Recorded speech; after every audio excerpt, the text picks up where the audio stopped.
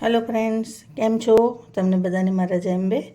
તો આજે હું બનાવવાની છું ફ્રેન્ચ ફ્રાય. તો એની માટે આવી રીતના લાલ છાડવાળા જે બટાકા આવે છે ને તે લીધા છે.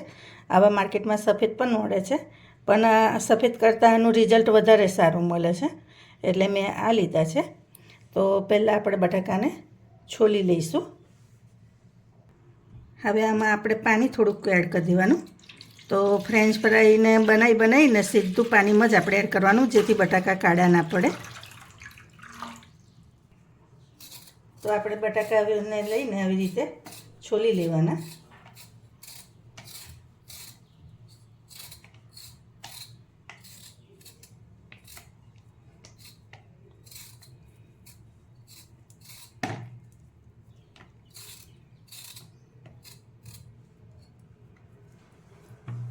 આવી રીતે આપણે બધા જ બટાકાને છોલી લઈશું.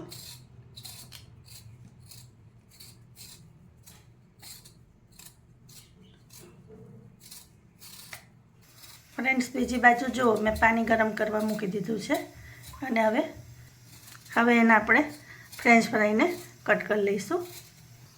તો ફ્રેન્ડ્સ, મારી પાસે આવું ફ્રેન્ચ ફ્રાઈનું મશીન છે, આવી રીતનું આવે છે, જે માર્કેટમાં ઇઝીલી અવેલેબલ છે. તો એમાં તમારે શું કરવાનું, આવી રીતે એક બટાકો એડ કરી દેવાનો. આમ હું તમને બતાવું છું. હવે આને આપણે આમ પ્રેસ કરવાનું. તો તમે જુઓ, એ બધી ફ્રેન્ચ ફ્રાઈ એક સરખી જ પડશે. જોઈ, હવે આને આપણે પાણીમાં એડ કરી દેવાની.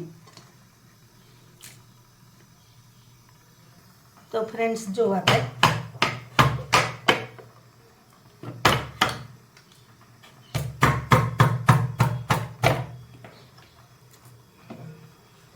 તો તમે જુઓ, બધી એક સરખી જ પડે છે. જોઈ, તો આપણે આવી રીતે મશીનમાં પણ ઇઝીલી કટ કરી શકીએ છીએ. હવે હું તમને હાથથી બતાવું બોર્ડ પર. તો ચોપિંગ બોર્ડ પર આવી રીતે લઈ લેવાનું, એને આગળ પાછળથી આવી રીતે કટ કરી દેવાનું.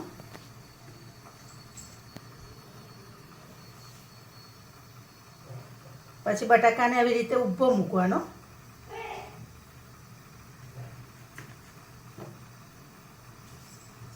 જો પછી આવી રીતે આપણે એને સ્લાઈસ કરવાની.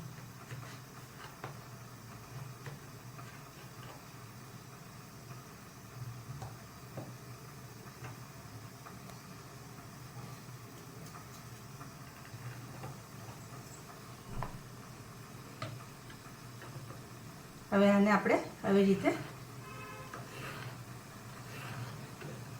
તો જો તમે જોઈ શકો છો, આવી રીતે આપણે કટ બધી કરી દેવાની.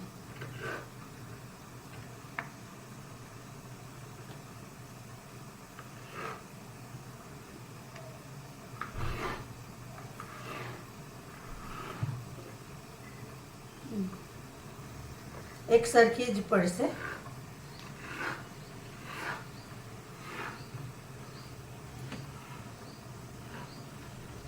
તો આવી રીતે આપણે બધી કટ કરી લઈશું. તો ફ્રેન્ડ્સ, જો મેં બધી સરસ ધોઈ લીધી છે. હવે આપણે એ બધી પેલું પાણી ઉકળવા મૂક્યું છે ને, એમાં એડ કરી દઈશું. હવે જો આ પાણી આપણે થઈ ગયું છે, એમાં આપણે બધી ફ્રેન્ચ ફ્રાઈ એડ કરી દેવાની. ફ્રેન્ચ ફ્રાઈને આપણે છે ને 50% જ કૂક થવા દઈશું, વધારે એને નહીં થવા દેવાની.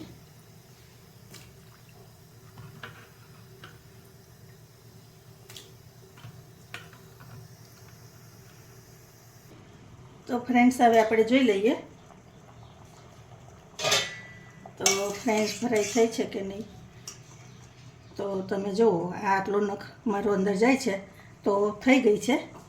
એટલે હવે આપણે એને, આ ઠંડુ પાણી લીધું છે મેં, એ ઠંડા પાણીમાં આપણે બધી જ ફ્રેન્ચ ફ્રાઈ કાઢી લઈશું.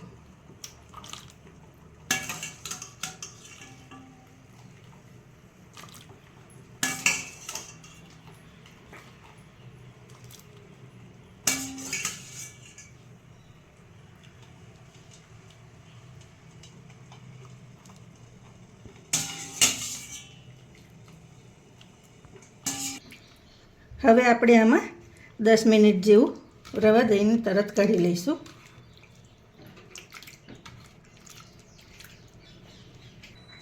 હવે ફ્રેન્ડ્સ આમાંથી આપણે તરત કાઢી લઈશું અને આવા કોરા કપડા પર પાથરી દેવાની.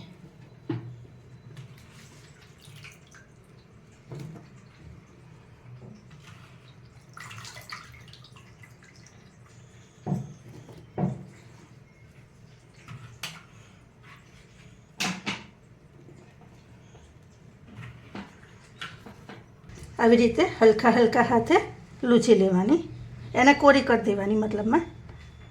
અને તાપમાં કે પંખામાં એવી રીતે કોરી નહીં કરવાની, નહીં તો કાળા પડી જશે બટાકા. આવી રીતે આપણે એને પ્રોપર કોરી કરી લેવાની. તો તમે જુઓ બધી લગભગ કોરી થઈ ગઈ છે. આવી રીતે આપણે એને બધી કોરી કરી લઈશું. હવે આપણે આમાં ફ્રેન્ચ ફ્રાય એડ કરી દેવાની.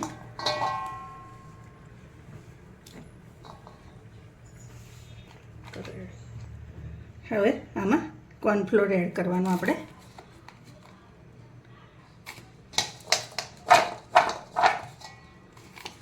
અને કોર્નફ્લોરનું કોટિંગ સારી રીતે થાય એવી રીતે આપણે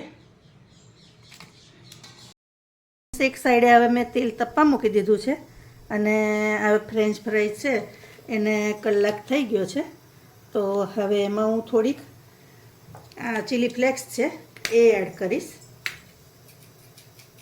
તમારે કરવું હોય તો કરવાનું, ના કરવું હોય તોય વાંધો નહીં. પણ મારે થોડીક તીખીને એવી બનાવી છે એટલે હું થોડીક એડ કરું છું.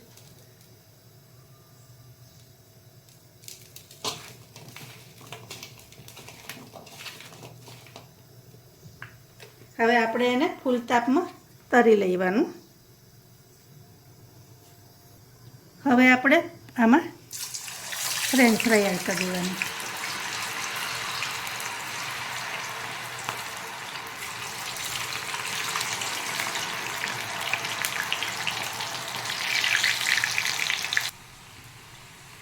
આટલું થાય એટલે આપણે ફ્રેન્ચ ફ્રાઈને મીડિયમ તાપે થવા દેવાની, એટલે અંદરથી કાચી ના રહે.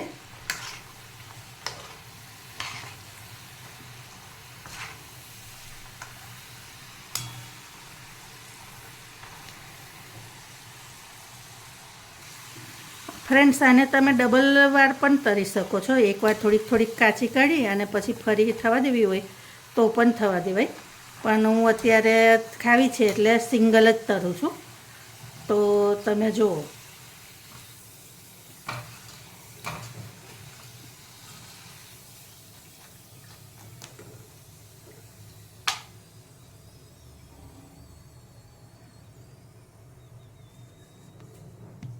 તો જો હું તમને એને અવાજ આવે છે ને, આવી થવા દેવાની.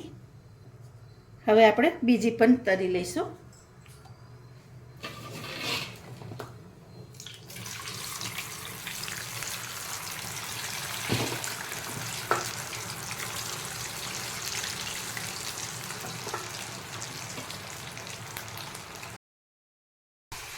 જો ફ્રેન્ડ્સ આવી રીતે આપણે થવા દેવાનું. જો તમને અવાજ હોય આવતો હશે. જો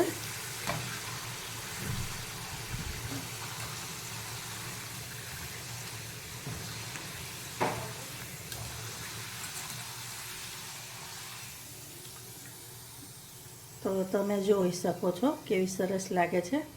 અને ખાવામાં પણ એટલી સરસ સોફ્ટ થાય છે. હું તમને પછી બતાવું તોડીને. તો ફ્રેન્ડ્સ હવે આમાં થોડોક આપણે ચાટ મસાલો એડ કરીશું.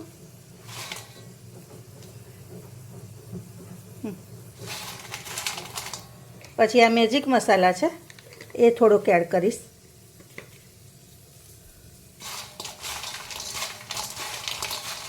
તમે એકવાર મારી રીતથી બનાવજો અને આવી રીતે મસાલા નાખીને એડ કરીને ખાજો. ખરેખર ખૂબ સરસ લાગે છે. અને આ મરચું છે એ એડ કરી દેવાનું. એટલે કેવું કે આપણે એકદમ ચટપટી તૈયાર થાય ફ્રેન્ચ ફ્રાય. તો આપણે હવે સર્વિંગ પ્લેટમાં હું લઈ લઈશ.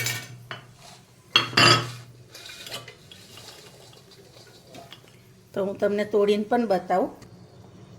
તો જો દેખાવમાં તો સરસ લાગે જ છે, પણ ખાવામાં પણ ખૂબ સરસ થઈ છે. જોઈ તો જો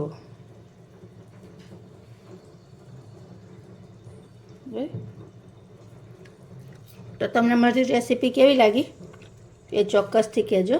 લાઈક, શેર, સબસ્ક્રાઈબ કરજો. Thank you.